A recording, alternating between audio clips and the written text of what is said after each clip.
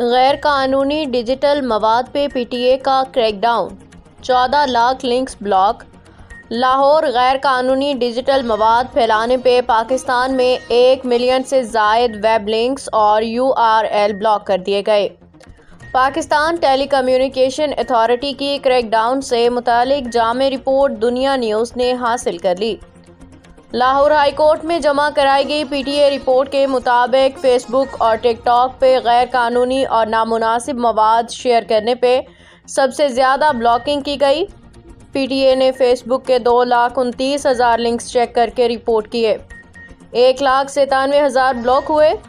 Instagram پہ 43,000 URL check جبکہ 38,000 بند کیے گئے۔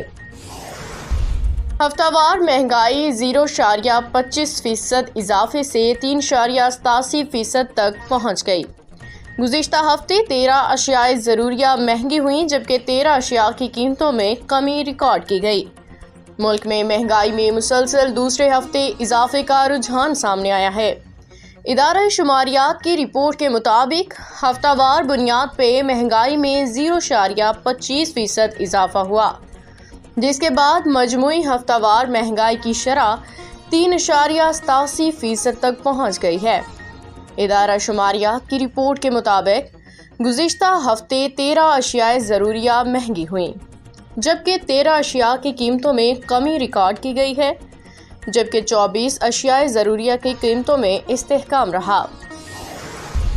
بچوں کی ڈیجیٹل حفاظت کے لیے یوٹیوب کا بڑا اقدام، والدین کو اہم اختیار دے دیا۔ یوٹیوب نے کم عمر صارفین کی ڈیجیٹل صحت کو بہتر بنانے کے لیے نئے فیچرز متعارف کرا دیے ہیں، جن کے ذریعے اب والدین بچوں کے شارٹس دیکھنے کے وقت کو کنٹرول کر سکیں گے۔ یوٹیوب کی جانب سے متعارف کرائے گئے نئے فیچرز میں سب سے نمایاں اسکرین لمٹ ہے، جس کے تحت والدین اپنے بچوں کے اکاؤنٹس میں شارٹس ویڈیوز دیکھنے کے لیے روزانہ کا وقت مقرر کر سکیں گے۔ اس فیچر کے ذریعے شارٹس اسکرولنگ کا دورانیہ زیادہ سے زیادہ 60 منٹ تک محدود کیا جا سکتا ہے، جبکہ مستقبل میں والدین کو یہ اختیار بھی حاصل ہوگا کہ وہ یہ حد مکمل طور پہ صفر کر سکیں۔ خوشخبری، 8 لاکھ پاکستانیوں کے لیے بیرون ملک روزگار کا بڑا اعلان۔ وفاقی حکومت نے سال 2026 میں 8 لاکھ پاکستانیوں کو روزگار کے لیے بیرون ملک بھیجنے کا ہدف مقرر کر لیا ہے، جو گزشتہ برس بیرون ملک ملازمت حاصل کرنے والے تقریباً 7,40,000 افراد کے مقابلے میں نمایاں اضافہ ہے۔